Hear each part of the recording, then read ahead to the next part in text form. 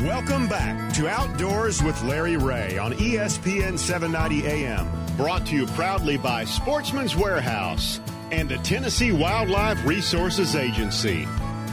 Hey, welcome back to Outdoors with Larry Ray. We talk outdoors, entering our 19th year on the air on ESPN AM 790 and 92.9 HD-FM in Memphis, and all you good folks in Brownsville, Tennessee on 1520 AM and 95.3, and, of course, in Jackson on News Talk 101.5. And Bill Cooksey, speaking of Jackson, is in with us this morning. Of course, Bill is the Vanishing Paradise Sportsman Coordinator of the National Wildlife Federation.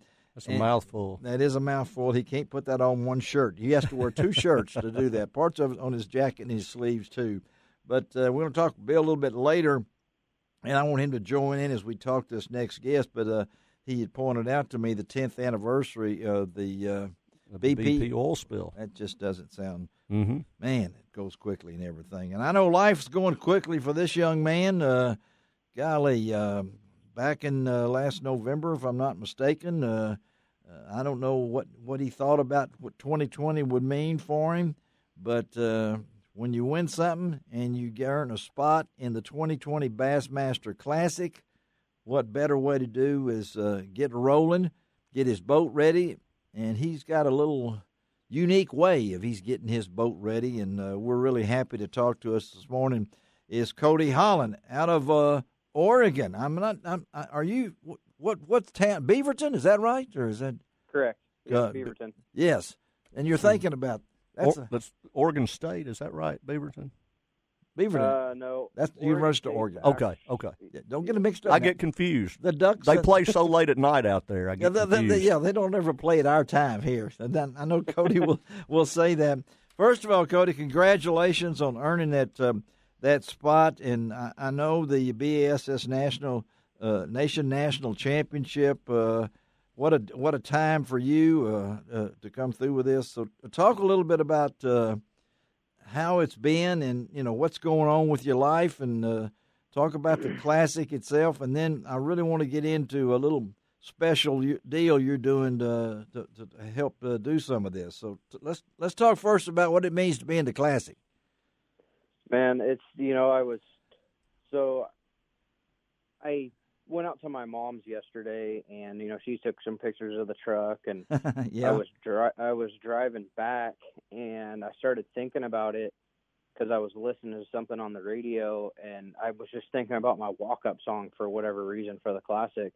Yes, and I just started getting chills thinking about it, and watching it on TV for years and seeing, they pull their boat and truck through in the stadium, and then you're in the back, waving at the fans and all of that stuff. I mean, it's just, it's going to be surreal for sure. And being, a lot of folks don't think, well, you're in salmon country, you're in trout country, right?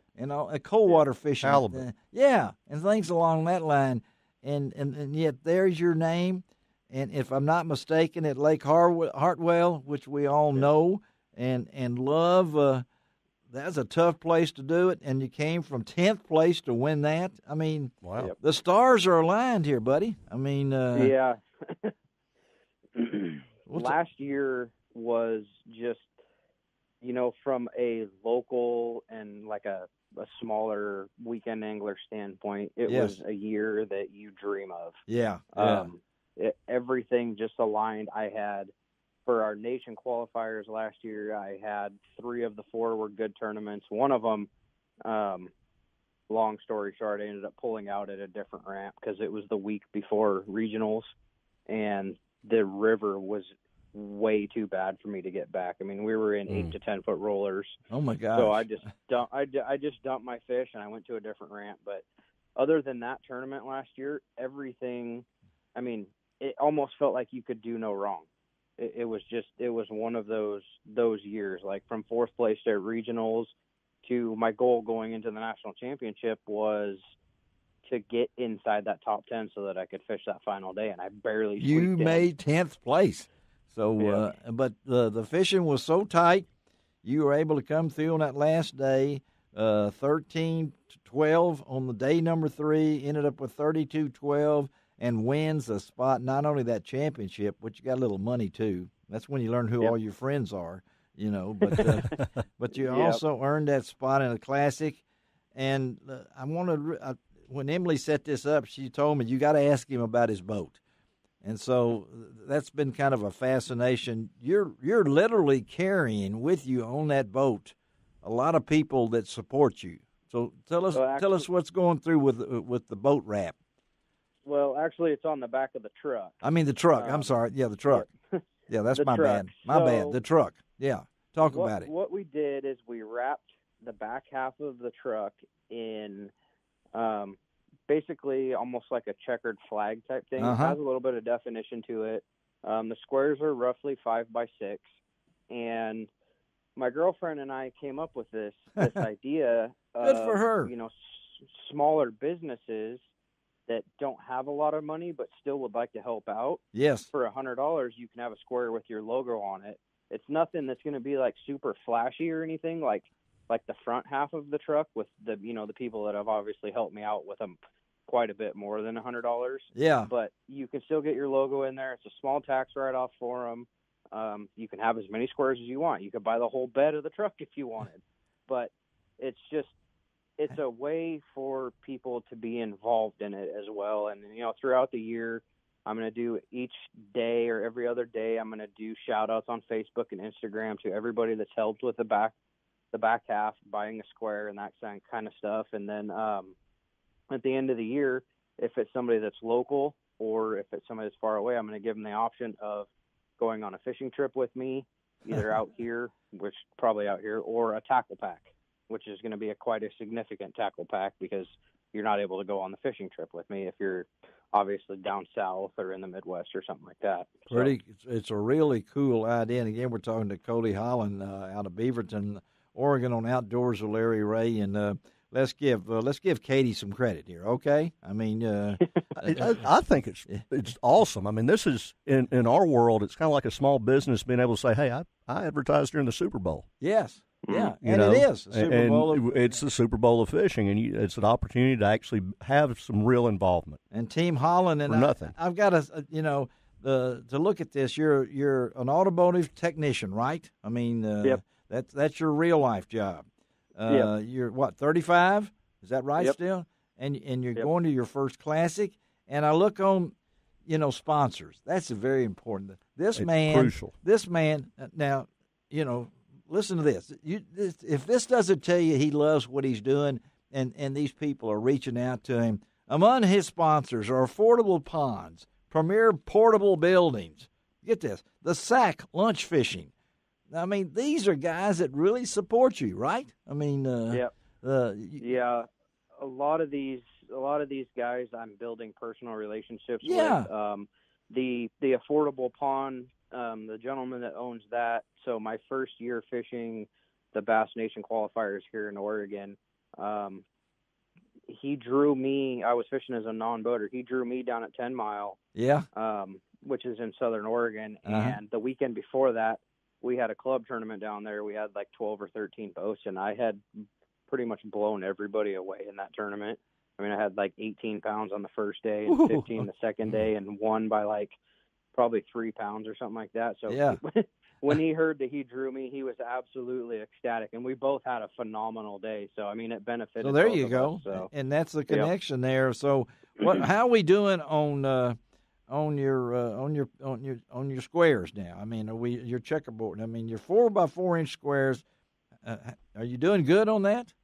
Oh yeah. I think I have a few more stickers I got to get put on today. Yeah.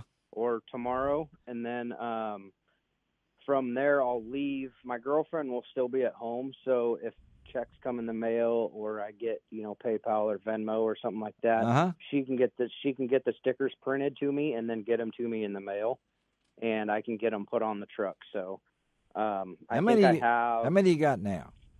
I think I have roughly 34 of them filled already. Nice. Yep, I'd have to go out and you got to go out and check them out. So. Yeah, I don't blame you. So anybody in our area, even Cody, they can join in on this. So how do they do this? How do they say I want to be on Cody Hollen's truck? How do they do this?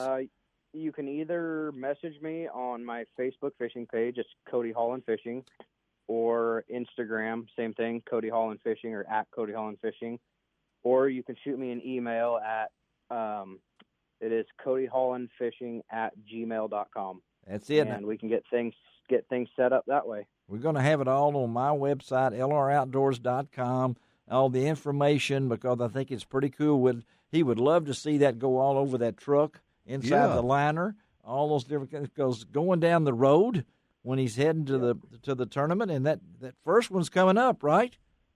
Yeah, it's actually, I think practice starts next Sunday. That's right, February 2nd. So it's coming up on me quick. And it's a long haul. Where is that first tournament?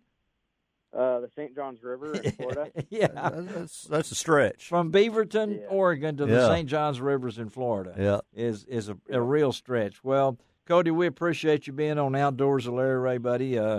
Wish you success. I know you live in the dream like this and everything else, but I guarantee you got some fans here in Memphis. We're very pro bass savvy in this land right here, because when you got the one and only pyramid, I hope you drive through Memphis on your way to Florida. You may not, but if you do, you can't miss the pyramid when you come over the river. You'll see the Bass Pro Mont Pyramid there, just to drive by it and maybe pick up a few. Thank you, buddy. Good luck, and we'll get in touch with you. We got your number now, okay? Hey, thank you guys very much for having me. I really buddy. it. Have a great day. Be safe travels, too, okay? Thank you. I appreciate that. All right. Let's take a break. Come right back, and we're going back. Are we going back to Ron? Oh, Amy. We're going to talk a little TWRA. All right. Yeah, we're going to find out what's going on with the Tennessee Wildlife Resources Agency on Outdoors with Larry Ray. Be right back. I hope she didn't pick those days. No.